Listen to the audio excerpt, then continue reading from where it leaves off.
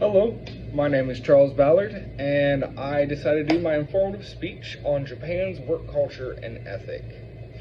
Japan is known as the land of the rising sun, and it's also known for its natural beauty and its deep, rich history. But it also offers a unique work culture, and that you can't find anywhere else in the developed world. A little surprising statistic is that the average worker spends about 1,700 hours at work every year. And again, this is more than any developed country in the entire world. And that's crazy. But I love Japanese work culture. I've always been interested in it. I've always been interested in their culture, period. And I can't wait to take a look at it and see what lessons we can learn and what values we can take from it and put into our own work culture. So you might be asking, why do you even care about Japanese work culture? That's a very good question. I mean, if you're not going to Japan, you don't live there, you don't know anybody who lives there, why does it matter? But we're actually affected by the Japanese work culture, their ethic, their economic societies, status, social status every day.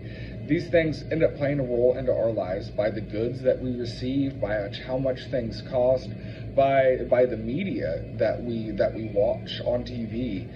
All of these are affected by Japanese work culture, their ethic, and their society. And I think that's, to me, a pretty good reason to know.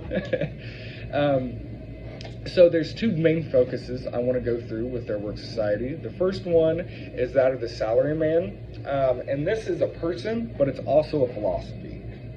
So in the second, it will be the Kaizen philosophy, and this is their lens for how they view work in Japan. But to truly understand their culture, we need to explore its societal underpinnings. And Japanese society is definitely deeply rooted in tradition, dating back centuries.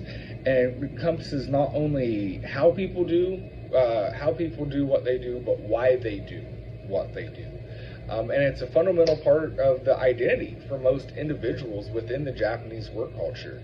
Their value is based in their companies and their work ethic, and it has very far-reaching implications in their lives by just how they do at work. So the salaryman culture is the white collar, and this is the primary backbone of Japan's economic workforce.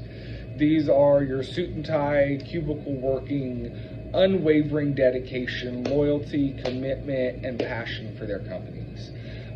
These people live, eat, and breathe their corporation. They take great independent value along with group value to their jobs. And not only that, but it's something that's often passed down. If you were an ad man at a certain company, your child will more than likely take your roles at that position, or will start working in their company under their own facet. But it is passed down from generation to generation more often than not. But one factor of this that I do want to point out is that, just like we said, they work 1,700 hours, and they've definitely had to find a good, healthy work balance.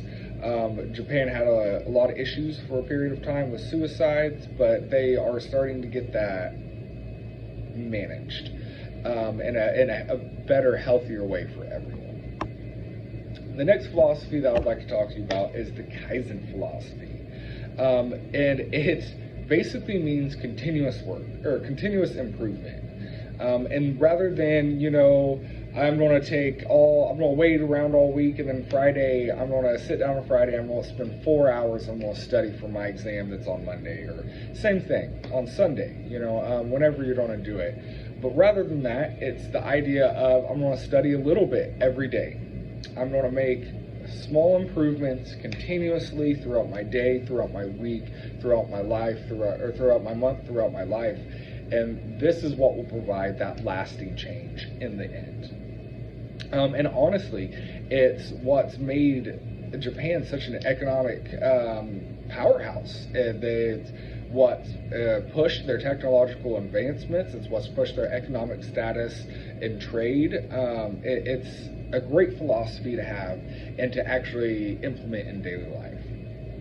It challenges us to rethink innovation, and it reminds us that meaningful progress, even in the smallest part, comes from the individual, and that you should be proud of that. The individual should be proud of that.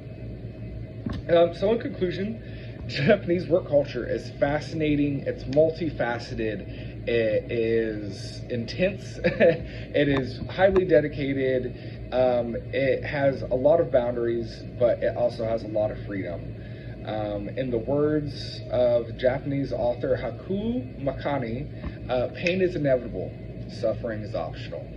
So let us strive to make our work culture a little bit more inspired, a little bit more dedicated, a little bit more valued.